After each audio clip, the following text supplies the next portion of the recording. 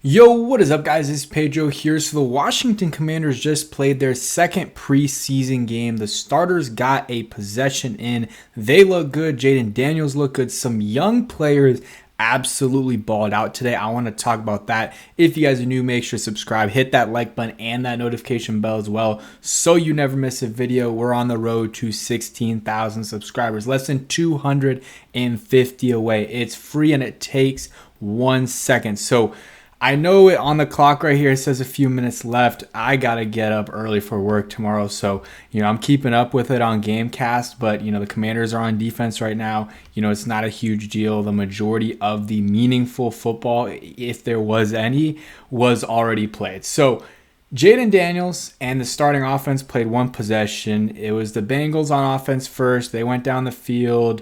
The Commanders defense did a decent job, at least holding them to a fourth down. But then, Frankie Louvu jumped off sides, got a little bit too excited, and then from there, wasn't great. Quan Martin had some really, really nice plays, so shout out to him.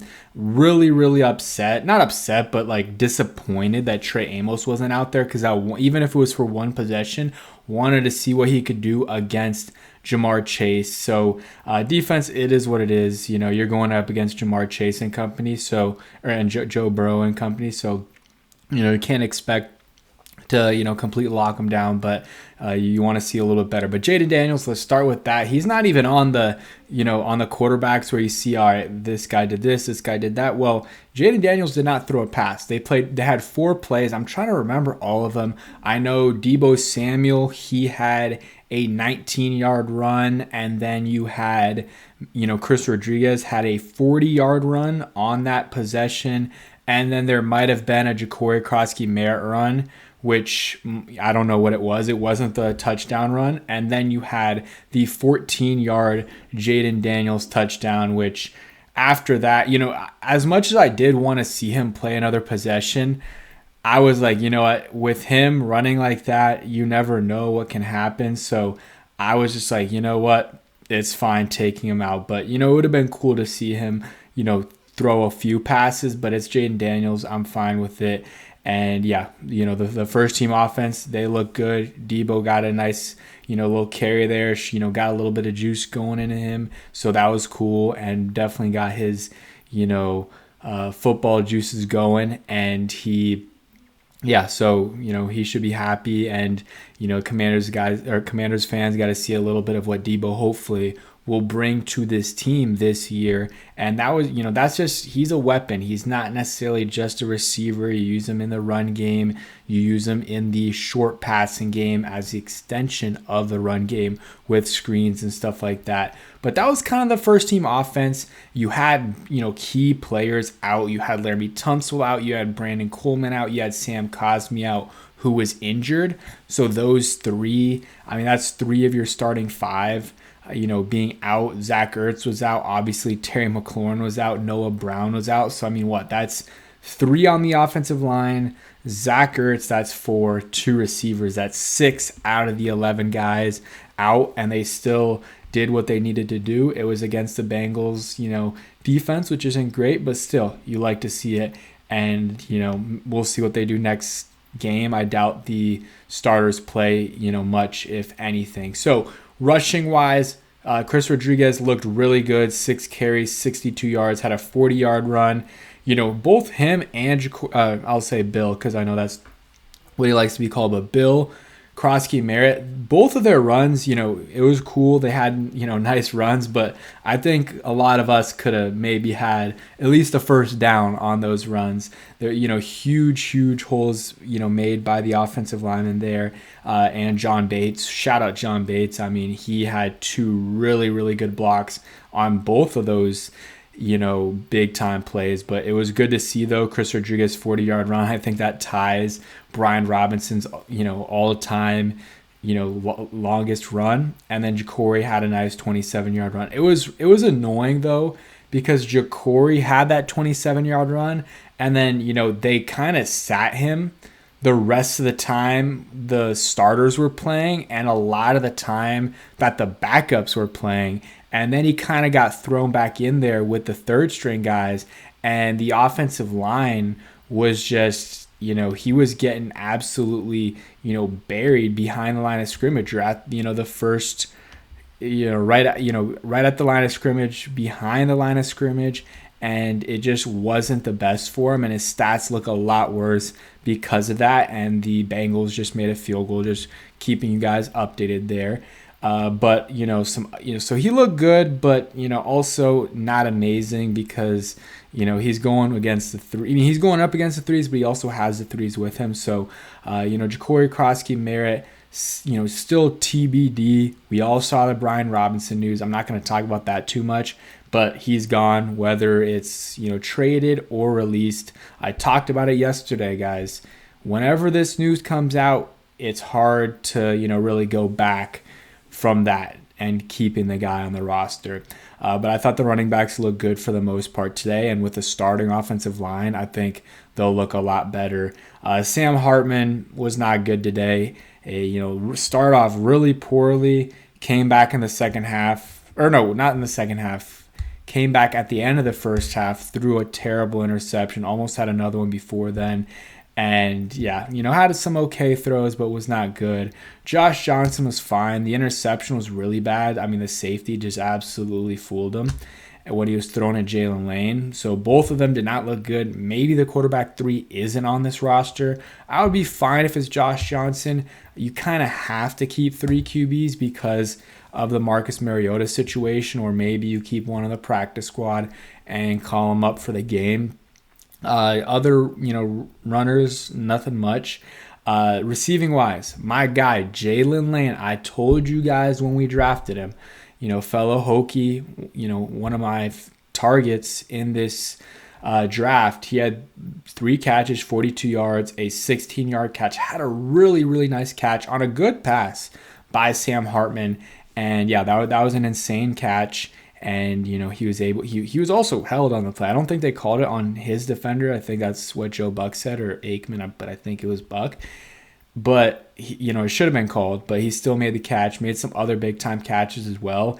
And considering the team had 85 receiving yards, he had half, like almost exactly half of the receiving yards compared to the Bengals, who had 228 receiving yards for the day. And Mitchell Tinsley, I mean, this is the Commanders channel, so we're not going to talk too much about the other team, but he was a former Commander. Shout out to Mitchell Tinsley, Penn State guy, 5 catches, 73 yards, 2 touchdowns, and those touchdowns were not easy. He really, really had, I mean, the first touchdown was crazy, and the second one too. I mean, the quarterback put it exactly, where it needed to be, but Mitchell Tinsley made a nice catch, and the coverage wasn't even bad on that play. The other one was just, again, a really nice catch by Mitchell Tinsley. So happy for him, obviously, making the roster and, rooting for him. I mean, he's out of the conference, and, hopefully he balls out. I really hope he balls out and is able to be the number 3 for the Bengals.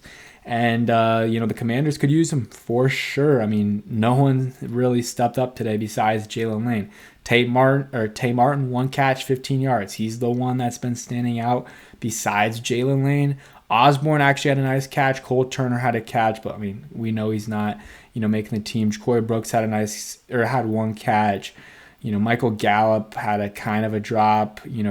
What's his name? Ben Sinnott, nothing. Jacoby Jones, nothing. Luke McCaffrey, absolutely nothing. Not even targeted. I did hear, shout out to Jaylin from Bleeding Burgundy and Gold. He was at the game, and he was mentioning that Luke was open on, 1 or 2 of the scrambles that Hartman had, and it would have been like a big gain, but still got to see more from Luke. And I didn't see that. I hope someone posts that clip so we can see, and hopefully post more clips so we can see a little bit more of what Jaylin there was talking about, and see if it was just 1 play or if it was maybe multiple plays. Because we know last year that was happening where he was open, he just wasn't getting in the football. Besides that, defensively, not a lot of takeaways. Cam Madrano was getting run with the ones because, Wagner was out and Jordan McGee's out, and they cut Dom Hampton. And, Bobby Price didn't do too well. Reeves had a nice play. Noah Igbenogany had a PI, which I don't even know if too much if it was PI. I mean, I think he grabbed the jersey a little bit. And then also he allowed a touchdown. Andre Jones had a sack, just a coverage sack. Percy Butler had a nice TFL. Daryl Worley had a nice had almost a pass breakup. I thought the defensive line as a whole did a really, really good job getting consistent pressure throughout the game. Jacob Martin and Dorrance Armstrong had half a sack each. Also, Dietrich Wise had a sack basically. I mean, he didn't have a sack. It doesn't count on the stat sheet because he horse collared him, and it was a horse collar. It wasn't a bad play or a bad call. And honestly, you can't have that in game. So we're not going to count it as a sack, but he was there, and it's very correctable. But it's just like those are the worst possible plays because you sack him, it's a 10-yard loss, especially on that one. It felt like a big loss. And then instead of that, you give them 15 yards. So you gave them 25 yards on that play, and you basically lose, you could have forced a punt. So, looks like this drive for the Commanders isn't going too hot either. But so we'll go back to the box score here. But yeah, would have liked to see Trey Amos play today. It is unfortunate. They didn't disclose what happened. It was reported during the game by ESPN, and then all the beat reporters afterwards decided to report about it. But no one really knew about it. No one really knew about it going into the game. He wasn't announced as being out, and then suddenly he was out. So maybe he was, sick or something. Hopefully everything's all good there. Vigors didn't really like what he was doing today, but he was getting some reps with the ones. And then special teams wise, let's look at this. So Jaylin actually had a kick return. I don't remember that. He had a nice punt return, 11 yards there. Matt Gay, not a big sample size, but one kick. It was a 27-yarder, 2 for 2 on extra points. So that's good, of course. I did want to talk about the kicks. This is not on Matt Gay at all, but I don't know what is up, and they're probably just experimenting, but I don't know what's up with these, short kicks. They're doing these short kicks, and sometimes it, leads to a big return. They had some big time returns. I mean, 30-yard return here by Charlie Jones. I'm assuming that was the one, and all of these returns, keep in mind, they're getting the ball at the 10, 15-yard line sometimes. And, it leads to them getting the ball. Like one of them was at the 40, 45-yard line. There was one or two where they had some really, really good coverage. It really was like one that was not so good, and the other one, they got the ball okay field position. But just interested, maybe the team, some of the media will ask Dan Quinn or Izzo about that. But it's something that I noticed. I'm sure a lot of you guys noticed as well because, he's kind of just half kicking it. Besides that, I mean, this was a dreadful preseason game to watch. They played Jaden, which was cool, but then after that, it's just like, what are we doing here? I mean, it's just Sam Hartman, Josh Johnson. I don't know if Josh Johnson's the QB3 either, guys. There's going to be some teams. I mean, the Browns, man. The Browns, they have 6 quarterbacks under contract. Maybe they'll cut someone. Maybe the Commanders can get one of their guys. I'm not banking on it, but something to keep in mind. But yeah, I really liked what I saw from Jaylin Lane today. That was my biggest takeaway. Really excited for him, and he might be wide receiver 3 or 4 on this team. I mean, if Noah Brown's out or if Terry's out, I mean, then Jaylin Lane is wide receiver 2. But right now he's carving a role as wide receiver 4. And, over Luke McCaffrey for sure. I mean, Luke McCaffrey hasn't really shown anything. Maybe once the season starts, that's a little bit different. But right now, Jaylin Lane is, showing himself as the probably number 4 receiver on the squad. But that's it for today's video. Hope you guys enjoyed. If you did, hit that like button, subscribe if you guys are new, and peace.